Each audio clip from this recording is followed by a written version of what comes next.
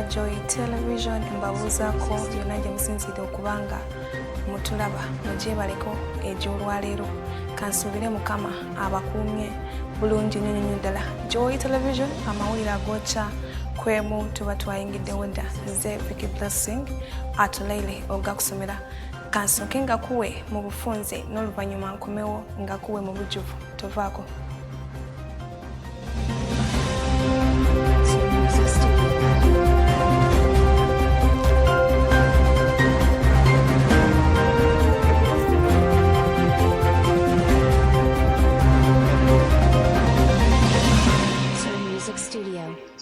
Abalimi basabye ensimbi ez'ebbeeyi entono okutumbula eby'obulimi. Abavubuka abasoba mu 5,000 batendekebwa mu pulogulaamu y'obukugu. JTI ne UCC byongedde obusobozi mu kukwata emisango gya tekinologiya.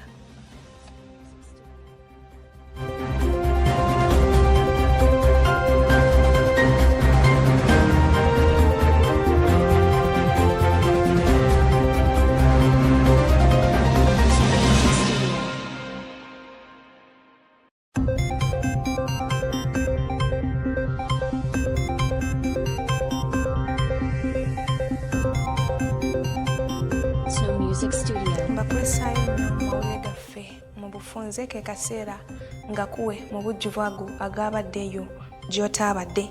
Tutandise ne poliisi evunaaniddwa okukozesa obubi ensimbi za gavumenti ng'esaasaanyiza obuwumbi 33 ku misolo egy'ebbanja nga ensimbi ezo tezaali mu mbalirira. Katubirabe. Officials of the Uganda Police Force have appeared before Parliament's Public Accounts Committee to respond to queries raised in the Auditor General's report for the financial year 2024-25. The Auditor General questioned why the Uganda Police Force spent 54.84 billion shillings on domestic areas during the year under audit, yet Parliament had appropriated only 21.1 billion shillings. The chairperson of the Public Accounts Committee, Patrick Nsamba, questioned officials on the process they follow to spend funds that have not been appropriated, saying such expenditure is in total disregard of the law. It has appropriated 21 billion. Okay? For you to spend over and above that 21 billion, there is a process you go through. A situation which is ideal but not realistic, because Parliament has never appropriated what we budget for. Parliament actually gives you a figure within which to work. Now, for the case of arrears, it's even different because there is a committee that sits and randomly allocates money to entities, irrespective of the stock of arrears. It's not that we did not know the stock of arrears. We actually knew, and even now we are here in Parliament. We are going to tell you that police requires so much money to do ABCD. But you're going to give us 50% of what we require. But police cannot stop working and cannot stop running. Those things you're explaining, if there is a need, there's provision to revise your budget upwards, either by carrying out a environment or a reallocation or a supplementary budget. Although the accounting officer, when he explained that some of the money was used to meet utility costs, Member of Parliament from Mbale Industrial Division, Karim Masaba, said the financial statements indicate that the entity spent the entire 281 billion shillings appropriated for goods and services. Whatever we appropriated for goods and services in the financial year was spent. The reason for overlapping the figure that is meant for domestic arrears, you bring in areas of goods and services, yet they are already budget lines on their own. It's not convincing. We take you severally liable for your own actions following the Public Finance Management Act. As an individual, for making all these errors. Actually, have a problem of persistent insufficient budget provision, and there are times of emergencies. In this case, actually, that's when we had the emergency in Rwenzori region, Stacey landfill, among others. The woman member of parliament for Chotera district, Nantongo Fortunate Rose, said the Auditor General had also raised queries regarding police land in Kabalagala and Naguru, which is reportedly embroiled in disputes and encumbrances. In Kabalagala, you indicated that the land was compulsorily acquired in the 1970s by the government. I've tried to look for the documents to allow us to really understand how the family acquired the title on a land that is meant for government. The chairperson of the committee, Patrick Nsamba, questioned why the entire police land portfolio is valued at only 1.3 trillion shillings, while other MPs raised concerns over disputes involving the Nafri land and land in Natete, Mukono, and Nabingola in Mubende, where police land has reportedly been encroached upon. Exchanges that go on particular pieces of land. Now, when you undervalue in your books of accounts the land you have, there is a big statement you're making. Because that has also been an issue that has been generating conflict time and again. Has the land been surrendered to UNAFRI or that big chunk of land near the road to UNAFRI for their development? We found that they have annexed and got a title of that place in their names, which we are saying it's irregular. Because we did not give that land to them. We just gave them structures to live in, waiting for their structures to develop, and they moved.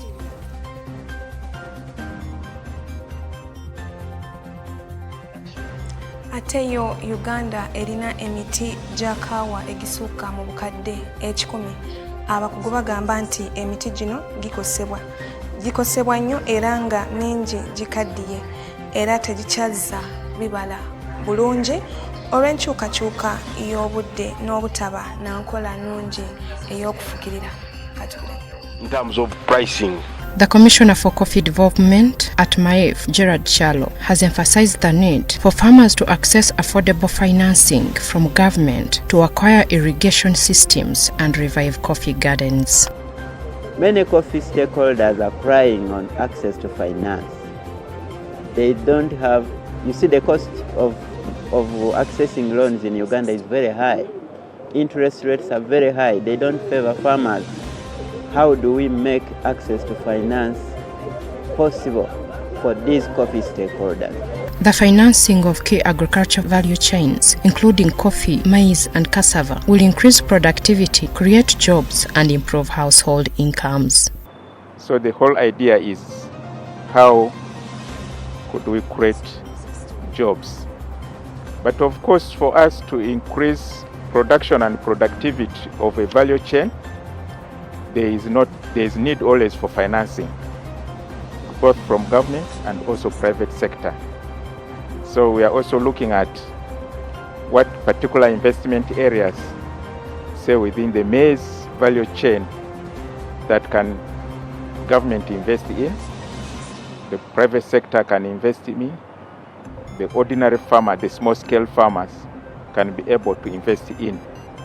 With the major focus now is how do we create and increase jobs. Chalo says Uganda is targeting to increase coffee production to 20 million bags by 2030, up from the current 9.5 million bags. Where do we want to be is 20 million bags. At that time, they had set a target of $1.5 billion of earning from coffee. But we have long surpassed that because we are at 2.2. In fact, last financial year we even earned $2.5 billion. So in terms of earning, we might set another target. We have already achieved the one we set under the coffee roadmap. The AgriConnect stakeholders engagement consultations will inform the development of the Uganda. Eyo nga tuvuddeyo bo abavubuka abasoba mu 15,000 batendekebwa. Abakulembeze b'enteekateeka y'okusomesa emirimu basabye okwongera ku bifo ebyokuyigirizibwamu okusobola okuyamba abantu abangi abegatta ku nteekateeka eno katubirabe.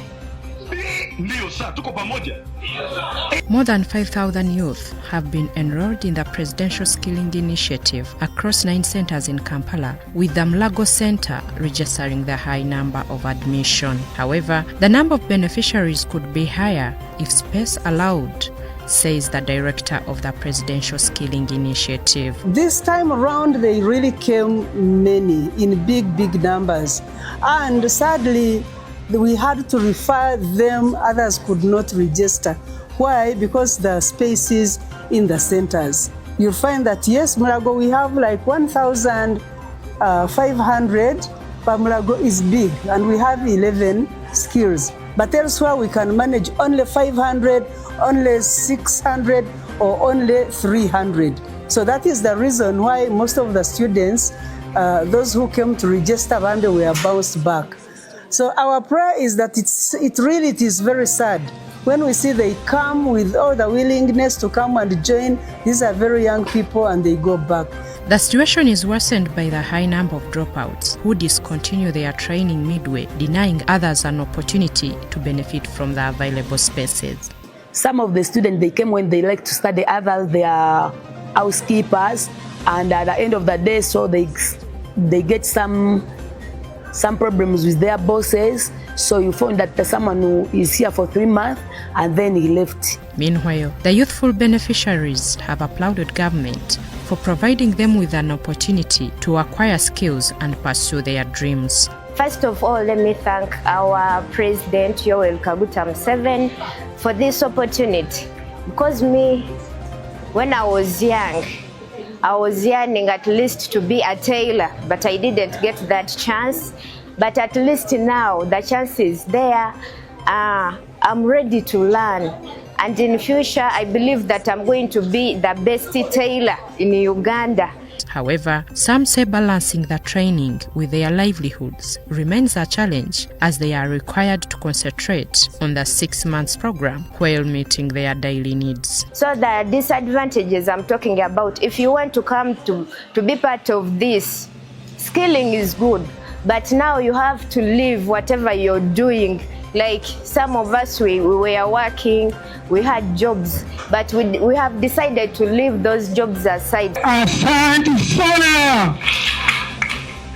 Ate kyo ekitongole ky'abalamuzi kikwataganye ne UCC okutendeka abalamuzi ku bumenyi bw'amateeka ku mitimbagano n'emisango emirala egyekuusa ku tekinologiya.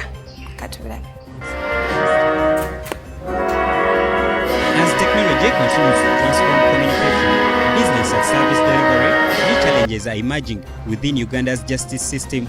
The Judiciary and the Uganda Communications Commission brought together stakeholders in Kigo to share knowledge and explore ways of strengthening the country's response to cybercrime and other technology-related offences. Executive Director of the Judicial Training Institute, Professor Andrew Kauka, said the engagement is timely as it will equip judicial officers with a deeper understanding of emerging technological issues and enhance their ability to effectively handle related cases. If you grab a bag of money, you are taken before justice matter. But if you have grabbed the money online through digital sources, you go to the anti-corruption division. And there, it is technology speaking. UCC Executive Director Nyombi Tembo warned that while technology continues to drive Uganda's digital economy, its misuse is creating new opportunities for cyber criminals. Tembo called for stronger collaboration among stakeholders and law enforcement agencies to effectively prevent and combat cybercrime. Internet, yes, is very good. Social media is very, very good, but has been weaponized. And when we understand that, then we understand that this is a battle. From the public policy support, from our political leaders, the regulators, we must know that the internet and social media spaces have been weaponized. State Minister for ICT and National Guidance, Joyce Sebugwao, said the meeting is timely, noting that communications sector plays a critical role in Uganda's economy and national security. The ministry trusts that this engagement shall go a long way in educating both the Commission and the Judiciary, and shall be the start of many more successful engagements. Deputy Chief Justice, Justice Moses Kauma Kaumi, said the increasing sophistication of cybercrime requires judicial officers to continuously update their knowledge and skills. Digital transformation is crucial for investment, trade, national inclusion, and innovation. Investors and citizens need assurance that electronic transactions are protected, digital fraud is minimized, data is safeguarded, and disputes are fairly handled for investor confidence to be boosted. The three-day engagement brings together the judiciary, the Uganda Communications Commission, and other stakeholders to strengthen collaboration and build capacity in addressing technology-related offences. Ateko akakiiko k'ebyobulamu kasabye Paalamenti okunoonya ekyokukola ku nsonga y'okusasula emirimu mu kakiiko ak'obuweereza ku disitulikiti. Maybe they can do something. The crisis in the health system in Uganda has never remained quiet. The heads of the regional referral hospitals in Uganda almost shed tears while lamenting to the members of parliament sitting on the Parliamentary Committee of Health. ICU, to move a patient who is critically ill from Karamoja is just a nightmare to Mulago or wherever you can access the ICU bed. So we need affirmative action in terms of infrastructure and other things. The highway concept of these hospitals. Let's furnish these ICUs, especially Chiradongo and Masaka. We're on two highways. We don't sit separately with this gentleman, not for fun. He is my absorber. He absorbs all my ICU patients. I send to Mbarara. Is that okay? So let's look into the issue of ICUs. As the non-communicable diseases continue to rise, the hospitals and health centers across the country are not ready for the wave. But Hoima Regional Referral Hospital has an emergency right now. We serve a region that is bigger than our capacity. Because we serve a part of Mubende, geographically patients who are supposed to reach Mubende, Chiboga and Chankwanzi, they flock Hoima. We also have patients who are in the Congo. When you reach Lake Albert, we don't have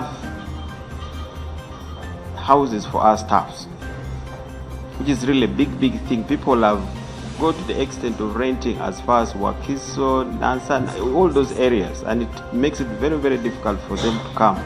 The constant stockouts, no drugs, no gloves, no syringes, and the famous line, go and buy from outside, irks legislators. And when you find out it is the facility, either the prescriber or someone related to the prescriber of the medicines, are we really doing justice to our people? So that is the concern that the public is asking. If there are no medicines, we should know there are no medicines. But then what are we doing for that? Can't we have facilities that are having medicines in there? Everybody here is emphasizing on private wings, private wings, private wings. Now, are we trying to run away from the public hospitals? I am saying, what can we do as administrators or as the head of National Referral Hospital and referral hospitals to cut down the diversion of public equipments into private wings? What I know is that investigations are being done at a very deep level to find the root cause of that. And I think we should be patient. We should be able to find why this actually happens. There are investigations going on. Uganda continues to train excellent doctors and nurses, but few are absorbed. Corruption at the District Service Commission has for decades been the order. You really need to work on that as Parliament.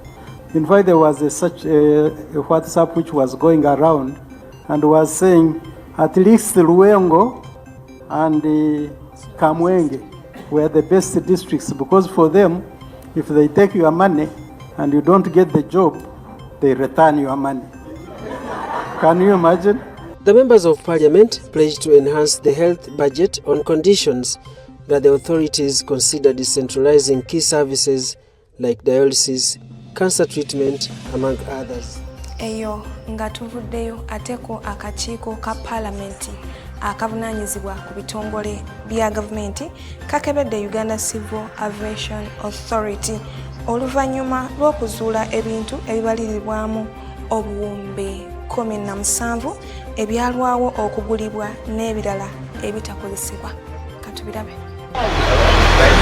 The Parliamentary Statutory Authorities and State Enterprises Committee, chaired by Muwadanku Nyingi, inspected, among others, Uganda Civil Aviation Authority's ongoing projects and achievements.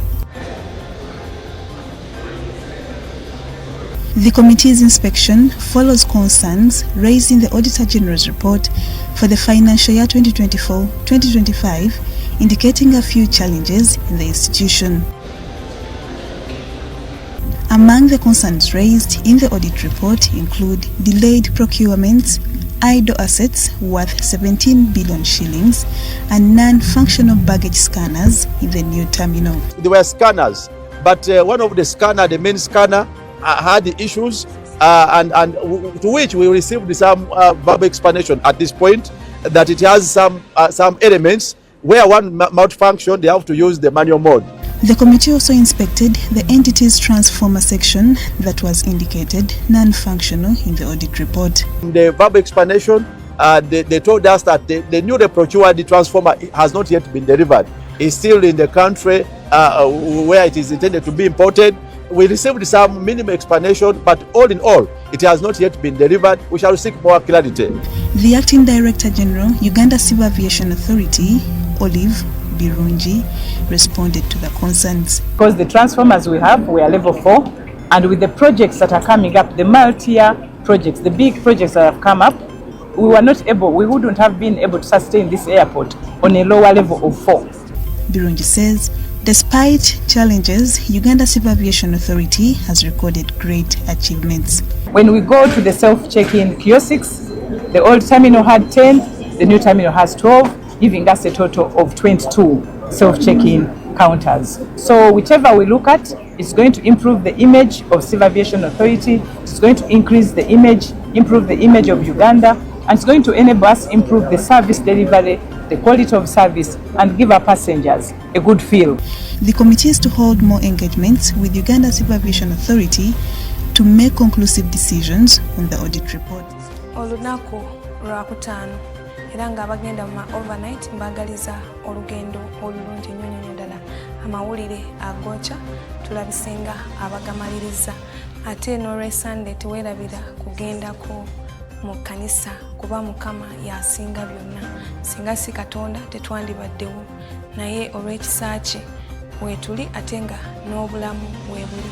Yadde bye tuyayaanira bingi, naye Katonda yasinga mu bulamu bwaffe, ate obulamu bwe businga, ate obulamu bwe bugagga. Teweerabira olunaku lwa Sande n'ogendako mu kkanisa ne weebaza omutonzi olw'obwo obulamu bw'aba akuwadde. Joy Television agookya kwemu gawedde. Nsigadde nze Vicky Blessing Atolaine, tusisinkane olunaku olwa Monday ku ssaawa emu yennyini. Mbaagala nnyo, Mukama abankuumire.